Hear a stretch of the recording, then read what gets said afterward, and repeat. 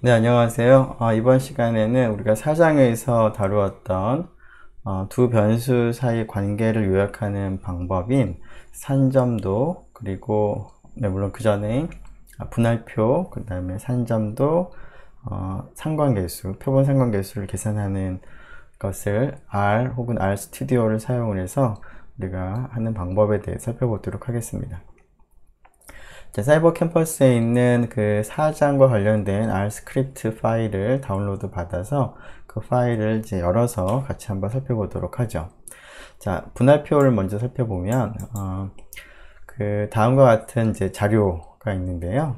이미 이것은 이제 분할표 형태로 정리가 되어 있습니다.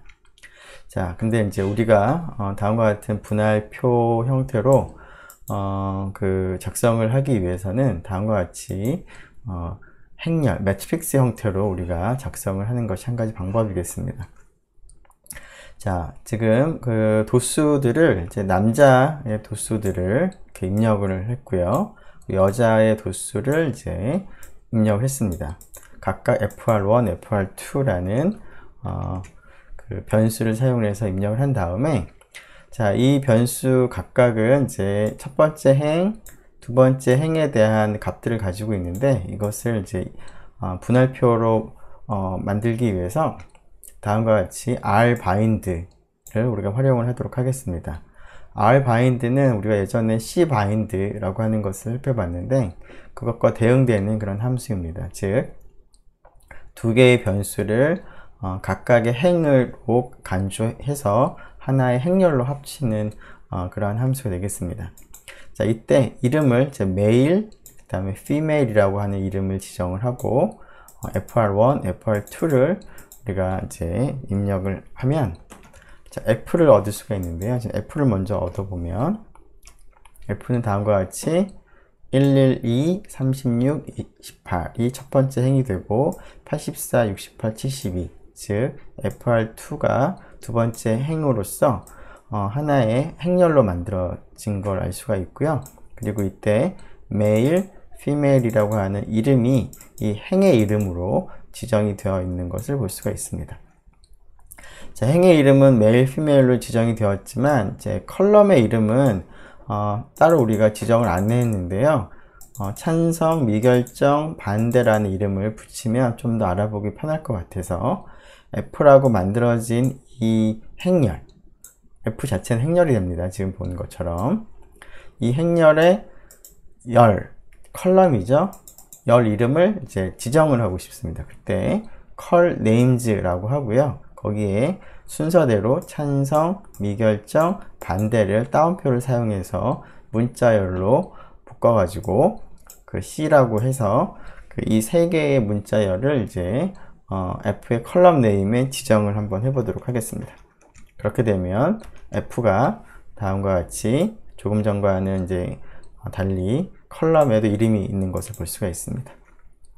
자, 이러한 방식으로 행렬을 사용해서 분할표를 이제 우리 나타낼 수가 있을 것 같은데요. 이렇게 행렬로 나타낸 변수 f가 있으면 이 f에 있는 뭐 첫 번째 행, 뭐 아니면 두 번째 열, 이런 값들을 우리가 나중에 이제 여러 계산을 하기 위해서 접근을 해야 될 텐데, 접근하는 방식은 다음과 같습니다. 자, f라고 하는 행렬에 대해서 1행을 우리가 얻어내고 싶다라고 할 때는 첫 번째 그 값을 1로 하고 컴마를 하고 뒤에 것은 이제 쓰지 않고 그냥 컴마만 쓰게 된다면 다음과 같이 1행에 있는 3개의 값을 얻을 수 있습니다. 자, 그러면 f2 컴마를 하게 되면 2행에 있는 값을 얻을 수가 있겠죠. 자, 열에 있는 값을 얻는 방법도 유사합니다. 자, 열에 있는 값은 앞에 행 번호는 생략을 하고요. 컴마만 먼저 하고 그 다음에 열 번호를 씁니다. 그러면 찬성에 해당하는 첫 번째 컬럼이 그 값이 두 개가 나온 것을 볼 수가 있습니다. 자, 두 번째 열, 세 번째 열도 마찬가지가 됩니다. 즉 F라고 하는 행렬에서 그 앞에 있는 컴마 앞쪽에 있는 것은 행 번호를 의미하는 것이고요. 컴마 다음에 있는 것은 열 번호를 의미하겠습니다. 자, 그래서 위에 있는 것들은 행을 전체를 얻거나 혹은 열을 전체를 얻거나 하는 방식을 생각을 했는데 특별한 행, 특별한 열에 있는 값을 얻어올 수도 있습니다. 다음과 같이 2,1이라고 하면 2행 1열에 있는 값을 얻어올 수가 있는데요. 지금 2행이니까 여기에 있는 것이고 1열이니까 84가 되겠죠. 네, 그것을 잘 얻어온 것을 볼 수가 있습니다. 자, 그런데 우리가 지금 이 f라고 하는 행렬을 접근할 때 행번호, 열번호로도 접근할 수 있지만 이 행렬에 대해서 그 행에 대해서 이름을 부여했습니다. 메일, 피메일로. 그리고 컬럼에 대해서도 이름을 부여했죠. 찬성, 미결정, 반대. 자, 이러한 이름을 사용을 해서 접근을 할 수도 있는데요. 자, 남자면서 미결정인 사람이 몇 명인지를 알고 싶을 때 다음과 같이 따옴표를 써서 메일, 미결정이라고 하면 그거에 해당하는 값을 우리가 얻어올 수가 있습니다. 자, 그러면 이러한 그 분할표가 있을 때 우리가 여러 다양한 방식으로 분할표를 좀 바꿔서 작성을 할 수가 있는데요. 첫 번째로 전체 그 표본의 크기인 400으로 나누어서 상대 도수를 사용한 분할표를 한번 만들어 보도록 하겠습니다. 자, 물론 이 400이라고 하는 것은 이제 f에 있는 값을 다 더한 값인데요. 자, 우리가 알고 있다면 400을 쓰면 좋겠지만 모르는 경우에는 다음과 같이 sum이라는 함수를 사용을 해보면 f라는 행렬에 있는 6개의 모든 값을 다 합한 결과를 얻을 수가 있습니다. 자, 그래서 sum이라는 함수를 사용을 하는 것도 좋겠습니다. 자, 이렇게 그 f라고 하는 행렬을 400으로 나누는 이러한 연산을 하게 되면 f에는 6개의 값이 있는데 이 6개의 값을 각각을 모두 400으로 나눈 결과를 계산을 하게 됩니다. 그래서 다음과 같이 상대 도수들이 계산이 되는 것을 알 수가 있습니다. 자, 우리는 이 상대 도수 계산한 것을 relative frequency라고 우리가 생각을 할 수 있기 때문에 다음과 같은 이름의 변수에 입력을 하고 이 변수를 우리가 확인해 보면 다음과 같이 상대 도수로 구성된 분할표를 저장한 것을 볼 수가 있습니다. 자, 우리가 이러한 상대 도수를 계산을 할 때 전체의 그 표본의 크기인 400으로 나눌 셈을 할 수도 있지만 남자 따로 여자 따로 비율을 계산할 수도 있겠습니다. 자, 남자에 대해서 따로 우리가 비율을 얻고 싶다면 112, 36, 28은 176으로 나눈 값을 우리가 계산을 하고 싶고요. 여자에 대해서도 비슷하게 224로 나눈 값을 계산을 하고 싶습니다. 자, 그럴 때 다음과 같이 하면 됩니다. 자, 다음 식을 보면 f라고 하는 값을 176, 224 두 개의 값을 가지는 벡터를 가지고 나눗셈을 합니다. 자, 앞에 있는 거는 모두 6개의 값을 가지는 행렬이고요. 뒤에 있는 것은 2개의 값을 가지는 벡터인데 이렇게 나눗셈을 하게 되면 어떤 식으로 계산이 되는지 여러분들이 알면 이것의 결과를 이해를 할 수가 있겠습니다.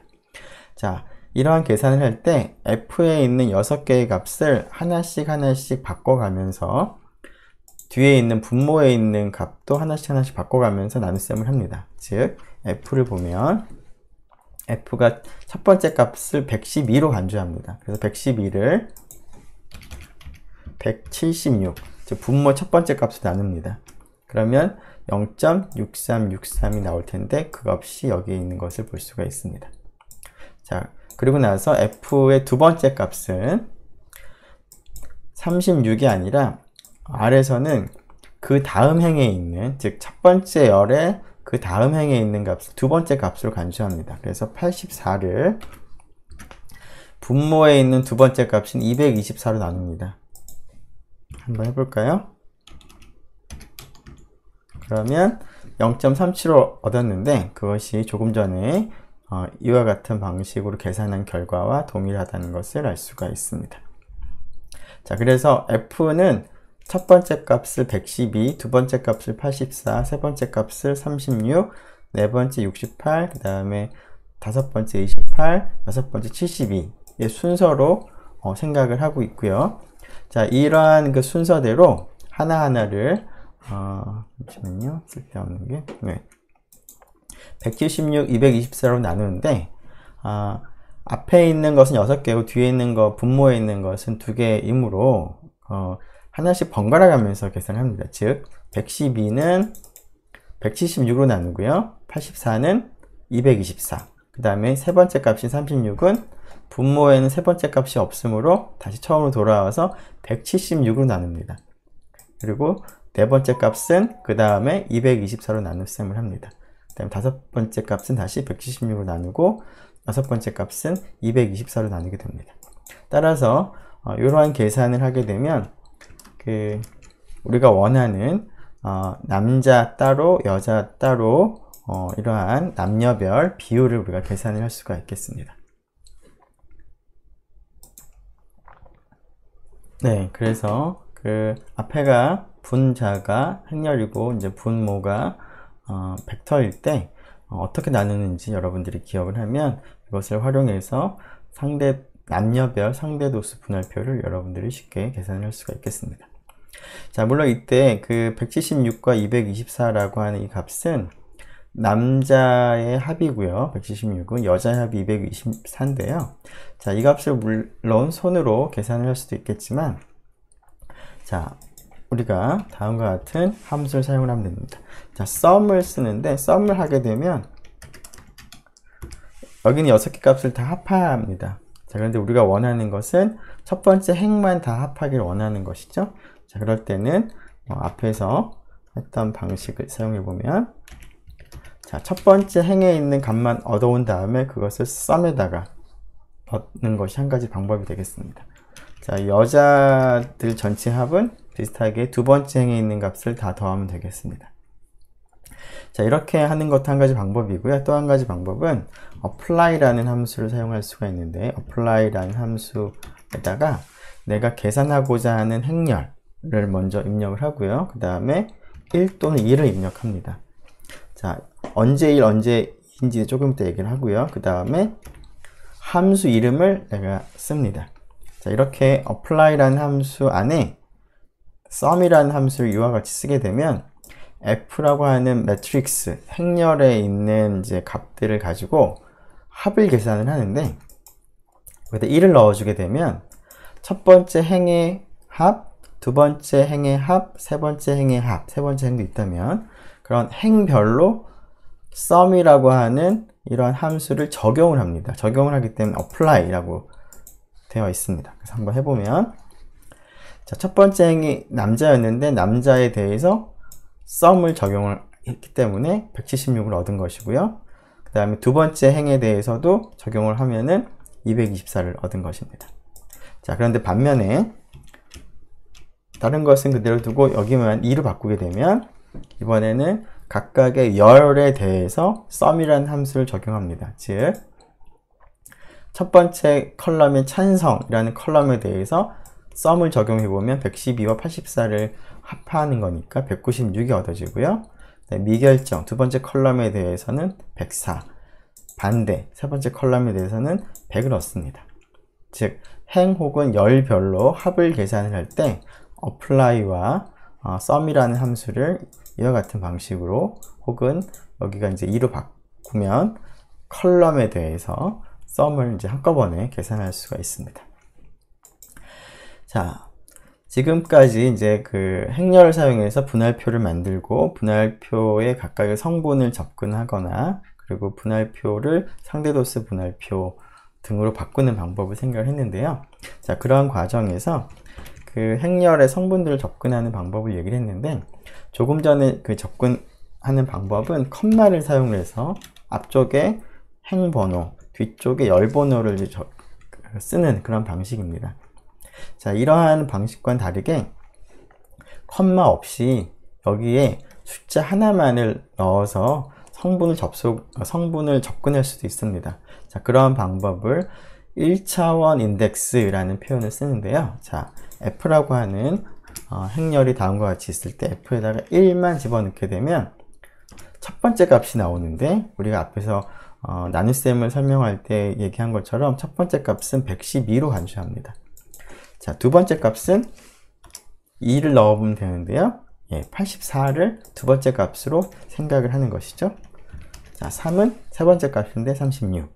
이러한 방식으로, 즉 첫 번째 컬럼에 있는 값들을 먼저 순서대로 다 나열을 하고, 그 다음에 두 번째 컬럼에 있는 값들을 또 순서대로 다 나열하는 그러한 방식으로 원디멘셔널 인덱스를 우리가 생각을 할 수가 있습니다. 자, 이번에는 조금 전에는 이미 분할표에 있는 각각의 값이 계산됐을 때, 도수가 정해졌을 때 그것을 행렬을 사용해서 분할표의 모습으로 나타내는 그런 방법을 생각했는데요. 지금은 데이터 자체가 처음부터 두 변수 자료가 입력이 된다라고 생각을 했을 때, 그 두 변수 자료로부터 직접 각각의 범주별로 도수를 계산하는 그러한 과정을 한번 생각을 해보도록 하겠습니다. 자, 우리가 앞에서 이변수 함수가 있으면 그런 것들은 우리가 데이터를 x1, y1, x2, y2와 같은 형태로 표기를 했었습니다. 그러니까 첫 번째는 이제 x라는 변수에 대한 관측값들이 있는 것일 거고요. 두 번째 성분은 y라고 하는 변수에 대한 관측값들이 있을 텐데, 이 녀석은 첫 번째 객체에 대해서 얻은 관측값이고, 이 녀석은 두 번째 객체에 대해서 얻은 관측값입니다. 그래서 이렇게 순서상으로 우리가 표시를 했었는데요. 자, 이것을 이제 입력을 할 때는 다음과 같이 합니다.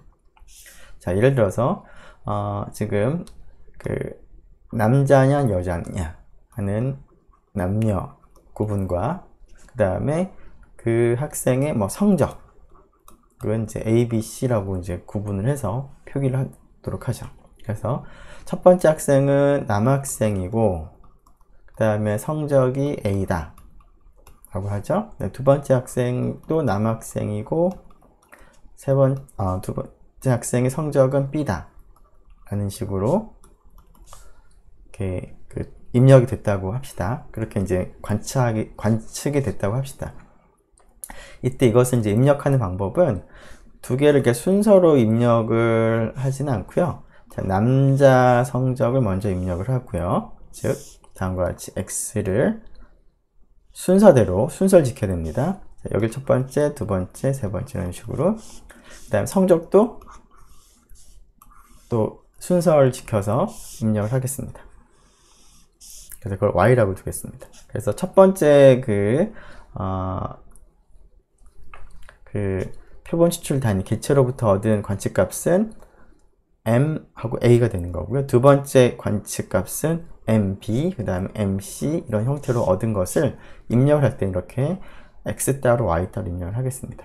그런 다음에 도수를 계산하는 함수인 테이블을 사용을 합니다.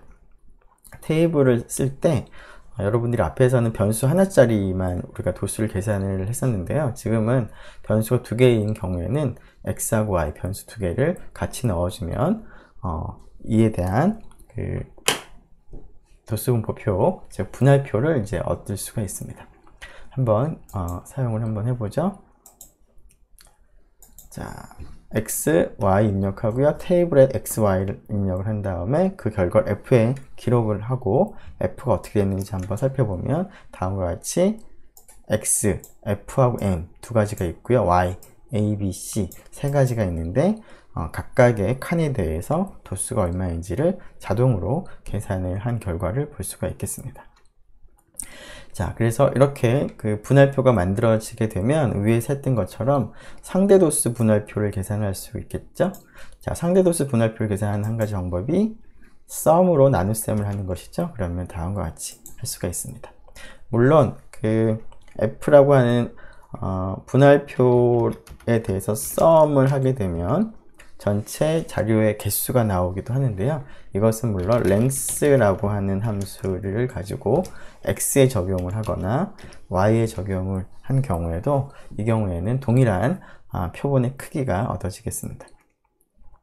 자, 조금 전에 우리가 이제 남녀별로 또 비율을 다르게 하기도 했었는데요. 자, 그 계산을 하기 위해서 f라고 지금 방금 계산한 도수를 f2에 일단 똑같이 복사를 해서 기록을 한 다음에 F2에 있는 첫 번째 행의 값을 F2의 첫 번째 행의 값을 5로 나눈 값으로 새로 바꾸겠습니다. 물론 5라고 하는 것은 여기 여자들의 그 전체 도수가 5가 되기 때문에 5로 나눈 것이고요. 남자들은 모두 4명이라서 이제 4로 나누겠습니다.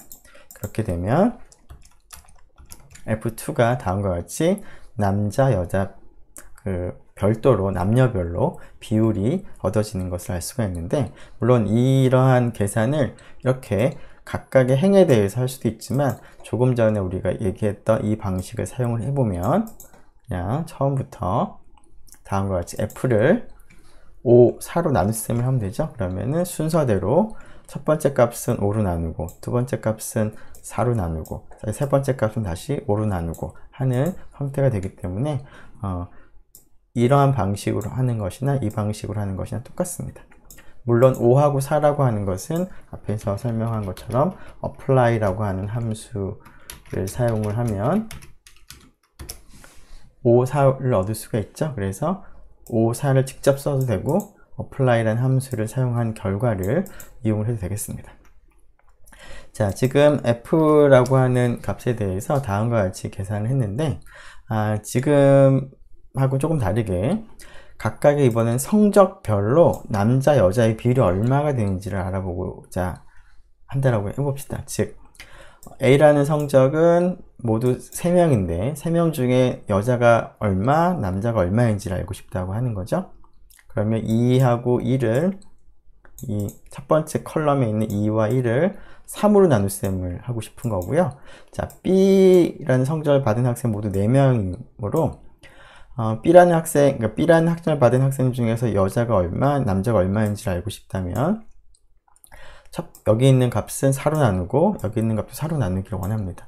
자, 그래서 그렇게 할 수 있는 한 가지 방법이, 자, 지금 여기 있는 행렬의 순서가 이게 첫 번째, 이게 두 번째, 이게 세 번째 값이므로 순서대로 3, 3, 4, 4, 2, 2라고 넣어줍니다. 그리고 나눗셈을 합니다. 그러면 우리가 원하는 각각의 성적별로 남녀 비율이 나오는데요.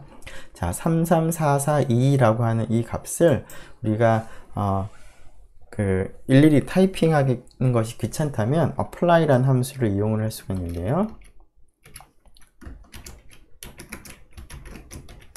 자, 일단은 각각의 성적별로 합을 먼저 계산하기 위해서 이렇게 apply f e sum이라고 하면은 A 학점 받은 학생 3명, B 학점 받은 학생 4명, C 학점 받은 학생 2명이라는 것을 알 수가 있습니다.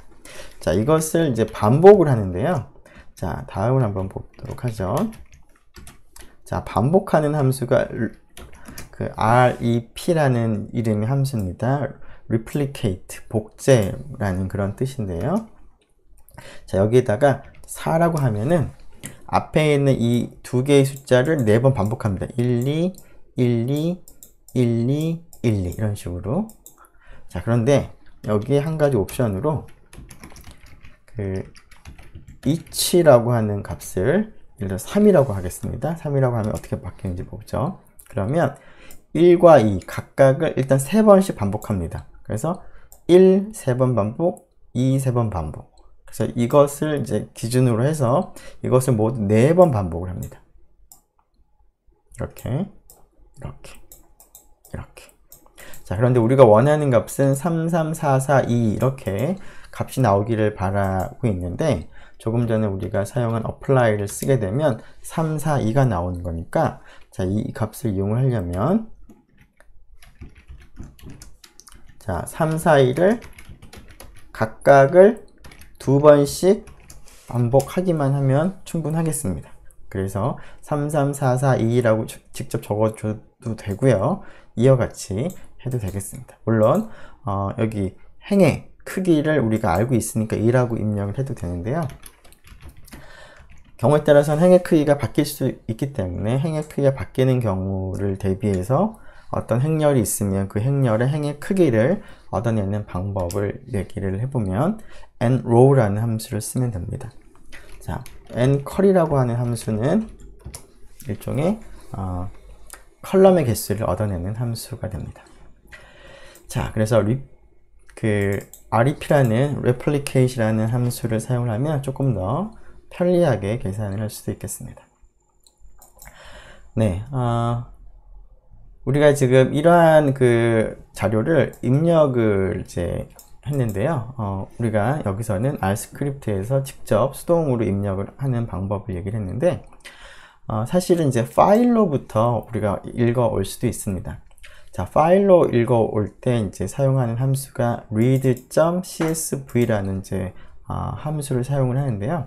자, 이 함수를 이제 사용을 하게 되면 내부적으로 데이터 프레임이라고 하는 그러한 형태로 그 자료를 구성을 합니다. 그래서 데이터 프레임이 뭔지부터 먼저 얘기를 한다면, 조금 전에 x라고 하는 자료가 있었고요, 변수가 있었고요, y라는 변수가 있었습니다.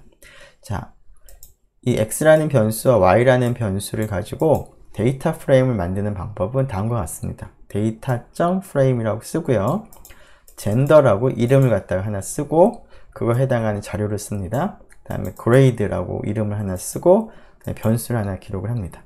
그렇게 되면 이 결과가 하나의 데이터 프레임을 만들어 주는데, 그 데이터 프레임을 df라는 이름으로 기록을 먼저 한번 해보고요. 그런 다음에 df가 어떻게 생겼는지를 한번 확인해 보면 다음과 같이 생겼습니다. 즉, 데이터 프레임으로 우리가 만들게 되면 이 두 개의 변수가 각각 하나의 컬럼으로 이제 구성이 됩니다. x, y의 값을 사용을 해서, 자, 그래서 m 이렇게 나오고요. 그 다음에 a, b 이런 식으로 나오는 거죠.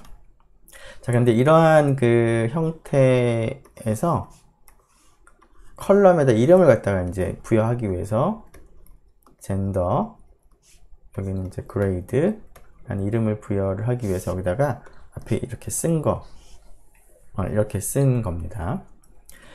자, 이렇게 그 두 개의 데이터를 이제 각각의 컬럼으로 합쳐서 만드는 것이 데이터 프레임이 되는데요. 자, 데이터 프레임으로 얻어진 자료가 있으면 앞에서 우리가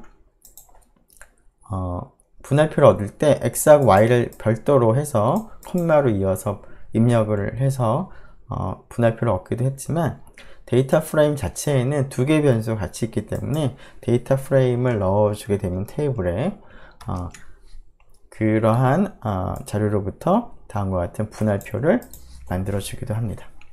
자, 이러한 그 데이터 프레임은 그 앞에서 잠깐 얘기한 것처럼 read.csv라고 하는 이러한 파일을 읽는 함수에서 만들어내는 그러한 변수의 그 형태이기도 하는데요. 자, 여러분들이 그 사이버 캠퍼스에 올려진 자료를 한번 다운로드 받아 보도록 하겠습니다. 자, 그 자료를 이제 다운로드 받아 보면 data1.csv라는 파일이 있는데요. 자, 그 파일은 있는 걸 좀 지워야 되겠네요.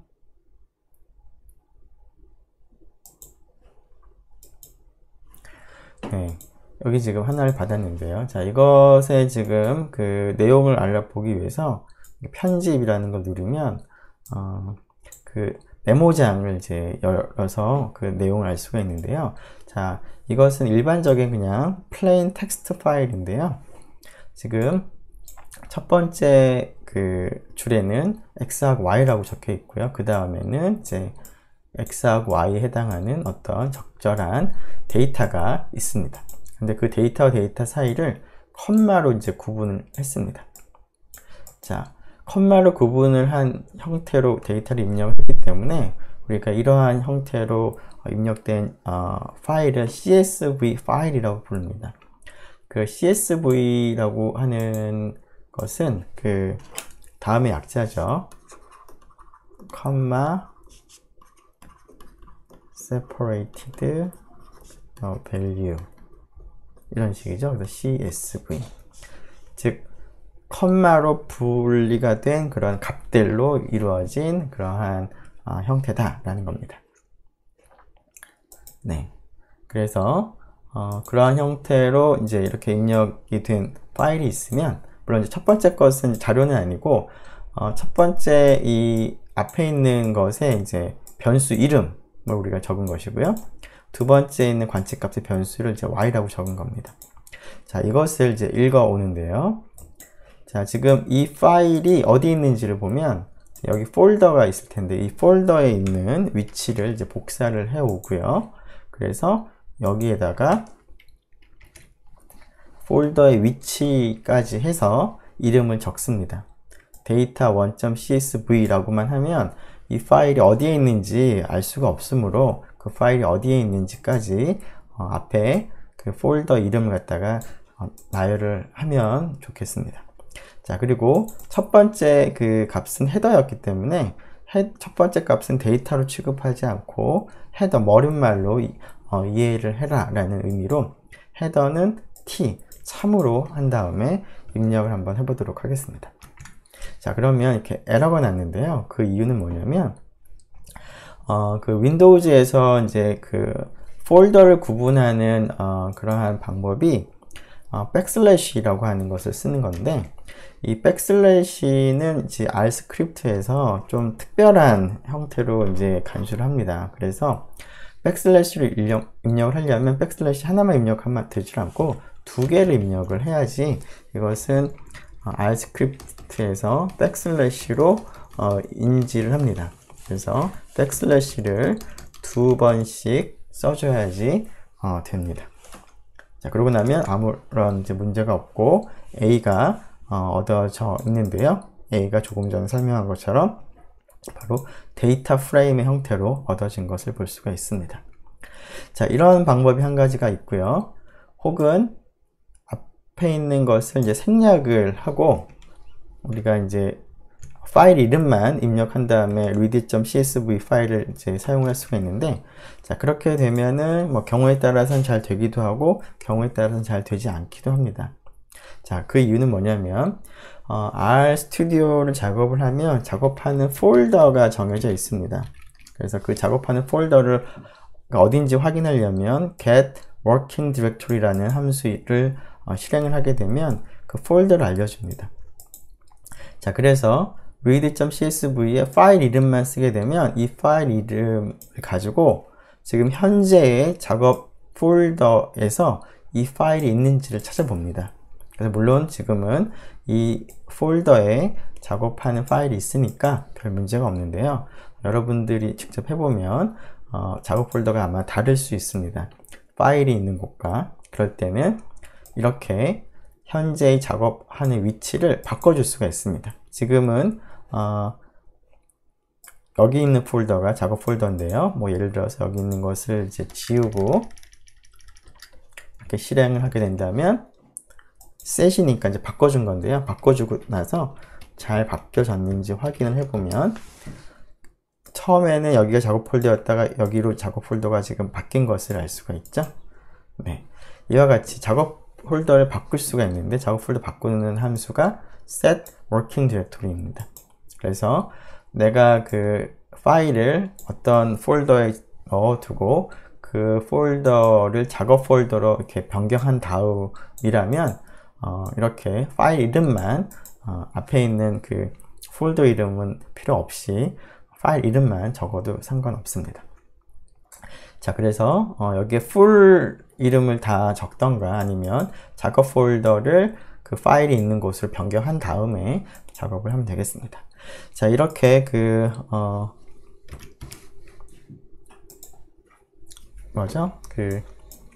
CSV 파일에 있는 내용을 읽게 되면 지금 A 자체는 데이터 프레임의 형태로서 이렇게 두 개의 컬럼이 있는데, 자, 여기서 첫 번째 컬럼을 접근하고 싶다면 달러를 써서 X라고 하면 첫 번째 컬럼에 있는 값들이 얻어지고요.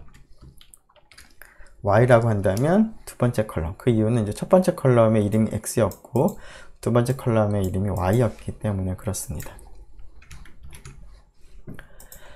네, 그리고 자, 이것은 이제 행렬처럼 접근을 할 수도 있습니다. 그래서 1,2라고 하면 1행 2열에 있는 값이 접근이 되는데, 그래서 5가 접근이 되는 것을 볼 수가 있고요. 자, 1,x라고 접근을 하게 되면 어떻게 되는지 한번 볼까요? 네, 이것은 네, 그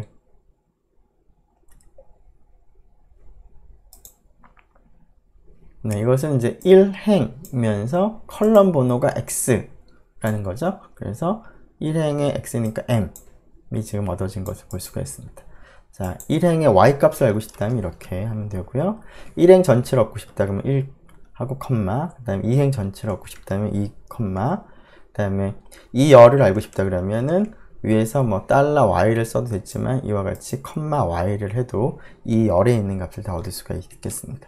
물론 이렇게 이 스퀘어 브래킷을 사용하는 경우에는 그냥 x, y만 쓰면 되지 않고 이렇게 따옴표를 써서 x하고 y를 사용을 하면 되겠습니다. 자, 그리고 앞에서 데이터 프레임을 직접 테이블에 넣게 되면 다음과 같이 분할표도 만들어 주는 것을 여러분들이 기억을 하겠습니다. 네,